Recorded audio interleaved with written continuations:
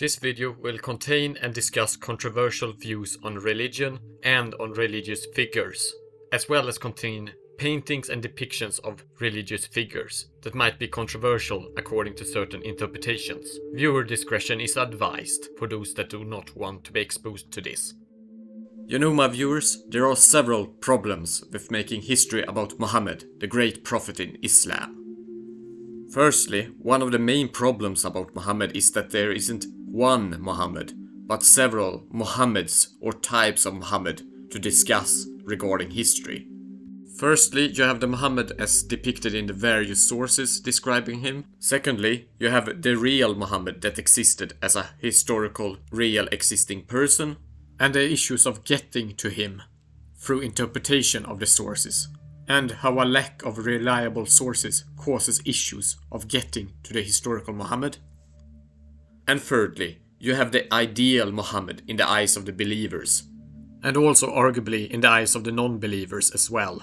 And these ideals can affect the interpretation of history surrounding Muhammad in various ways. These three things are not the same, even if they cross over the borders at times. And the borders are somewhat blurred in certain regards and in certain subjects. These three categories also bring with them their own problems to discuss when discussing history regarding Muhammad. Let's start with the category of the Muhammad found in the sources. Sources connected to Muhammad include the Quran, the Hadiths, which are stories about Muhammad and his closest companions, and the Sirah literature, which is biographic literature about the life of Muhammad, and early manuscripts and inscriptions on various stone tablets and other places that mention Muhammad, or someone similar enough to Muhammad to be assumed to be Muhammad, and close enough in time to the time of Muhammad. Though there are several issues regarding the problems associated with Muhammad in the sources, but I think I should start with the clearest issue first regarding Muhammad in the sources. And that is that the sources are often contradictory, not just between various groups within Islam, but also within various subdivisions of Islam. For example, you can have one source that states one thing about Muhammad, and then another source, even from within the same tradition, that states another thing regarding, for example, ritual practices or various actions. For example, these hadiths from Sahih al-Bukhari. These two hadiths mention different times of ritual cleaning of yourself associated with the practices of Muhammad. Another issue associated with the sources regarding the life of Muhammad are that they are often far later than the lifetime of Muhammad, often by decades or even centuries. When it comes to the early Islamic sources, the Quran is very early, as we do have manuscripts of the Quran that are just decades older than the time of Muhammad. Though these early Quran manuscripts are often somewhat different from the modern standard Quran of today, though not majorly so, they still indicate that the Quran as a source is very early, since they are quite similar to the standard Quran of today. Though the issue is that the Quran actually does not tell us much about Muhammad in itself, as it is concerned more with the matters of divine guidance and the divine, rather than with Muhammad himself. And we also have the issue with the fact that many early Quran manuscripts are different from each other and from the standard Quran of today, which we do not have a good preserved manuscript of until the age of Abdul Malik ibn Marwan, more than half a century after the supposed death of Muhammad. But again, if we really want to go into the really descriptive sources about the life of Muhammad and about the person of Muhammad, we have to turn to other sources, such as the Sirah, the biography traditions about the life of Muhammad, with the Sirah of Ibn Ishaq being the oldest example of the Sirah tradition, though it only survives to our day through the later Ibn Hisham having told about his Sirah and recounted it in his work, in his Sirah work about the life of Muhammad. So the source is either about 200 years later or about 1 century later. And that is the closest Sirah we do have about the life of Muhammad. The Hadith literature Both Sunni and Shia are similar in that they are hundreds of years later in time, though earlier examples of hadiths are found in the late Umayyad period, so about 100 years later, with references to older literature and traditions in them too. These hadiths are generally considered non-canonical in the various modern Islamic groups, but there does exist manuscripts of them, and they could potentially be used as sources about the life of Muhammad. I have now discussed the Islamic sources about Muhammad, but there is one matter regarding the Islamic sources that should be discussed and will also become a matter of issue for any source discussed, and that is that the Islamic sources, the Quran, the Sirah and the Hadith traditions, have a bias as they want to portray Muhammad as the perfect prophet from God and Islam as the correct religion, rather than being an attempt at recording unbiased history. And the later sources, especially the Hadiths, have probably been influenced a lot by local political contexts when they were created, as well if they were created later, in the centuries after the time of Muhammad. I mentioned Islamic sources because we do have sources outside of the classical Islamic texts about Muhammad as a historical person, as we do have older manuscripts from around the age of Muhammad made by Christian monks and Byzantine scribes that are describing the Arabic invasions of the Middle East in times that are just after the death of Muhammad. These are texts often written in Aramaic or Greek by Christian monks and Byzantine scribes after the supposed death of Muhammad. A problem with these sources is that the invaders described in these texts in these sources seem to be very unknown, and Islam and Muhammad are barely mentioned, even if things that can probably be recognized as Muhammad are mentioned in them. It is not clearly the case that these manuscripts always mentioned Muhammad and not some other leader of the Arabs. They also sometimes use terms such as king or emperor to describe this person that might be Muhammad in these sources as well, rather than prophet, which might be alluding to someone else than Muhammad, or might just be their understanding of the rule of Muhammad among these Arabic invaders. These sources do not seem to have much information about the religion or the rule of Muhammad, and also in addition they are potentially also, just like the Islamic sources, biased, but biased in the opposite direction, as they are describing an invasion or being invaded by the Arabs, and thus probably were not that inclined to be favorable to the Arabs in many regards. We also have older Islamic inscriptions on rocks, which date to a very early period as well. But these leave very little information and do not tell us much, except that there did exist some sort of Islamic religion, probably, as we do have references to some Islamic practices in these early inscriptions, directly after the invasions. The problem with these short inscriptions on various rocks and the manuscripts coming from Christian writers around this time is that they are so vague, so it's hard to identify if they are actually speaking about Muhammad the Prophet and not someone else. Though interestingly enough, some of these sources that are not within the canonical Islamic traditions, these early sources of Christian manuscripts and Islamic rock inscriptions, do point towards the date of the death of Muhammad of being later than what the classical view on the date of death for Muhammad has been. Just an interesting tad bit to mention regarding what I said earlier about contradictions between various sources used in order to get a picture about the life of Muhammad. And that was the state of the sources regarding the Prophet Muhammad. Which leads us into the next category when discussing Muhammad, and that is the real Muhammad that existed and how we can get or not get a picture about his life.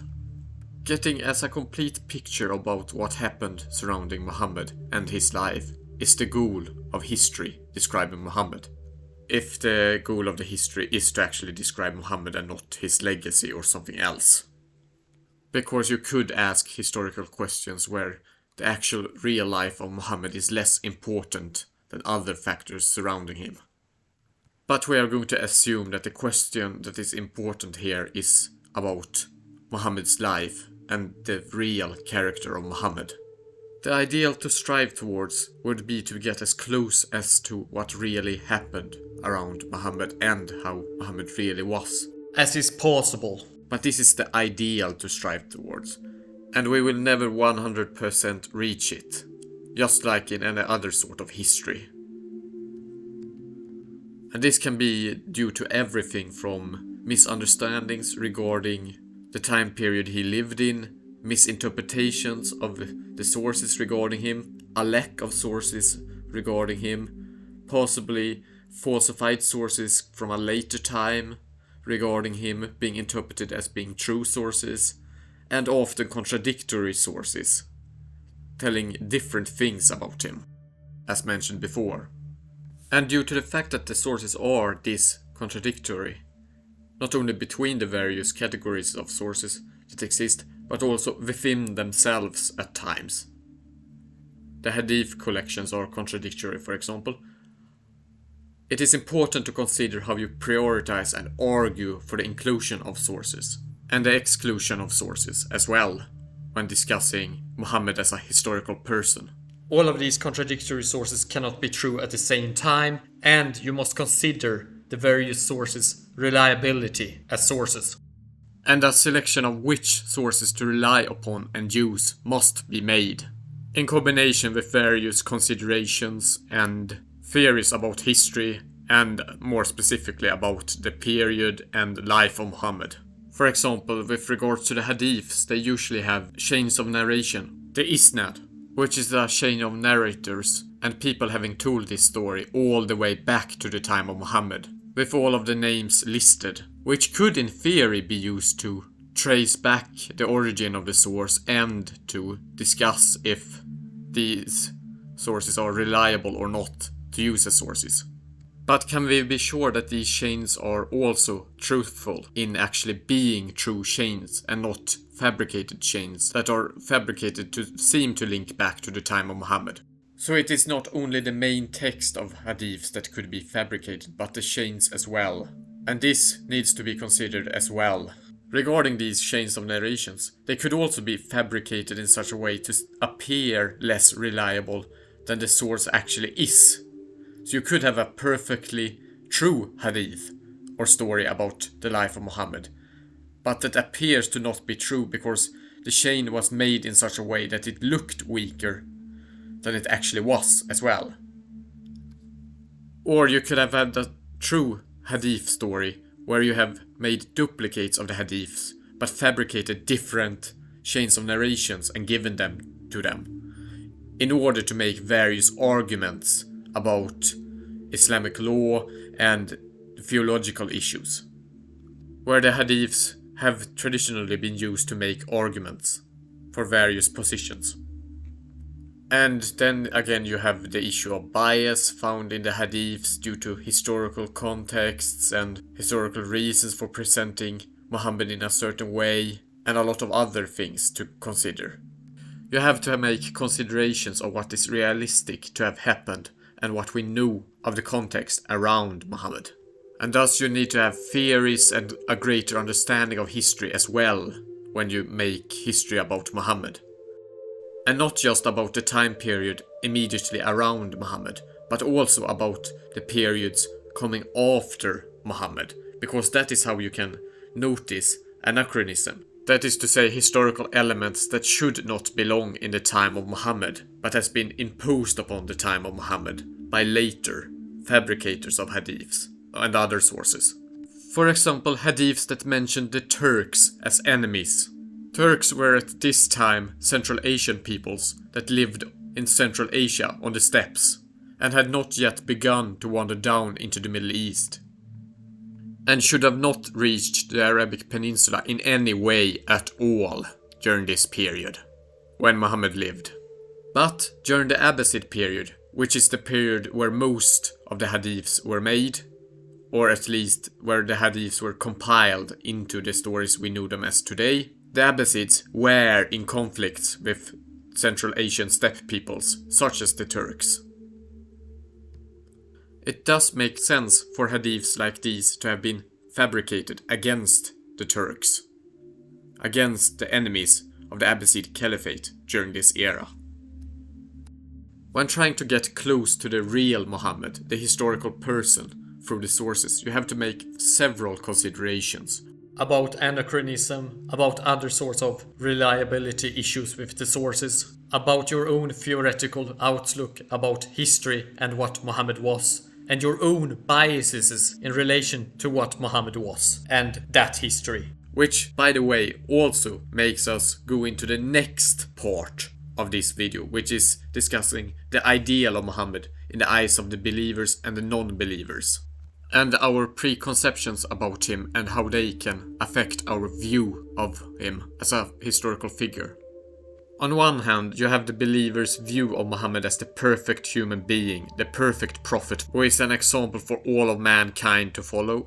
On the other hand, you have the more historical view with Muhammad as a normal human man, well, as normal as, for example, Alexander the Great, considering his lasting impact on human history, but you still get the point. But you also have the view of people that are extremely against Islam or against Muslims due to various political or philosophical reasons, and thus have this affect their judgment, and they become extremely biased in the other direction in contrast to the believers. Some of which will have their preconceived notions about Muhammad affect their judgment about considering various sources and actually getting to the historical Muhammad. Though both in the cases of believers in Islam that are very pro-Muhammad and people that are very against Islam and Muhammad, it does not mean always that just because they have ideas in one direction or the other, that they necessarily must produce history about Muhammad that is wrong or distorted by their bias in one direction or the other. But being able to distance yourself from preconceived notions about Muhammad, and these exist even in people that aren't very biased in one direction or the other, is an important element in discussing the history of Muhammad. But it's also very problematic to do because it's hard to do. And it requires a lot of self-reflection about yourself and your views, and trying to distance yourself from them when making history, in order to deal with making history in an as professional manner as possible. But the difficulty is not only in dealing with your own potential bias affecting the work, but also having to deal with outside factors when making history about Muhammad. Depending upon the aspect of Muhammad that you are studying, for example, and making history about, it can raise religious controversy when making history about it, due to various religious considerations. And this can lead even sometimes to violence. There being so many different views about Muhammad that could raise controversy, due to there being so many different interpretations about Muhammad as an ideal or person viewed by various people, it ensures that there will always at least be one person that finds something offensive, so there will always be a degree of controversy almost always when discussing Muhammad. It is also necessary to repeat that the idolized version of Muhammad is not the same as the real historical Muhammad, or even the Muhammad found in the sources. This becomes very apparent when dealing with people that have idealized versions or demonized versions of Muhammad in their minds when discussing various subjects that were normal for its time and are mentioned in the sources, for example, but are today considered very taboo or wrong. This can range from people having an idealized version of Muhammad that makes them refuse any sort of evidence towards behaviors that were normal for its time, that are today considered questionable when it comes to actions, to people going in the opposite direction with demonization of Muhammad due to various issues with current Islam or with a certain Muslim group or anything, and thus trying to impose present values upon the past, when Muhammad lived. And it's important that you as an historian try to keep a distance to the past and try to not judge it. Or at least, in my view, it's important that we do not judge history morally. We just try to explain it and understand it. Because otherwise, we risk imposing our values upon the past where they are not appropriate to be imposed. And we distort history through doing this. And consequently, we distort our own understanding and our own knowledge and make ourselves ignorant. And this goes into greater subjects about moralizing and politicizing history in a way which undermines the telling of how it was and why it was. Speaking about politicizing history as well, one of the reasons as to why certain people avoid telling certain things about history when it comes to Muhammad is also the fear of supporting extremism in various directions, which leads to avoidance and also eventually leads to a distortion of the view of history. And this is a problem where the ideals of Muhammad are very important to have in mind when reading about history regarding Muhammad or doing history yourself about Muhammad. That you do not self-censor, or that you are open to the fact that other people might self-censor in various regards when it comes to Muhammad. Because they think that if they tell something, it might lead to extremism in various forms. It might give fuel to people that hate Muslims. It might give fuel to Islamist extremism because it supports their view, or something else.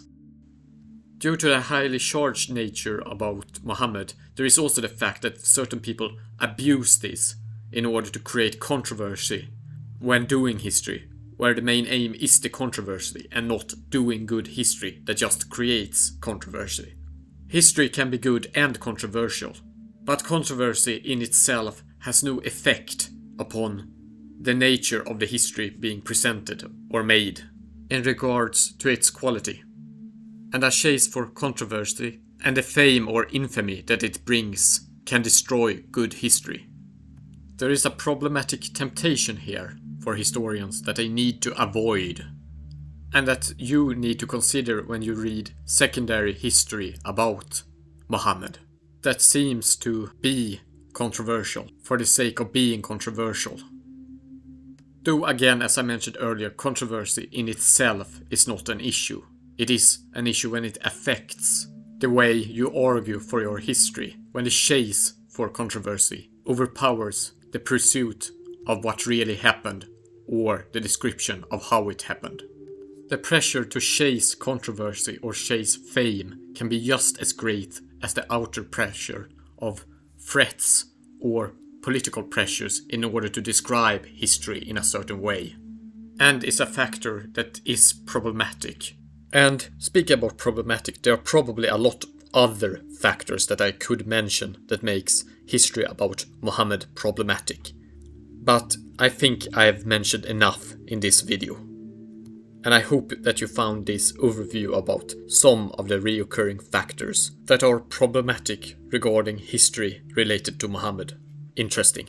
Please do ask questions in the comment section and I will try to answer them. Also give this video a like. Please do subscribe as it would help the channel spread awareness about the humanities. اشتركوا بالقناة من فضلكم.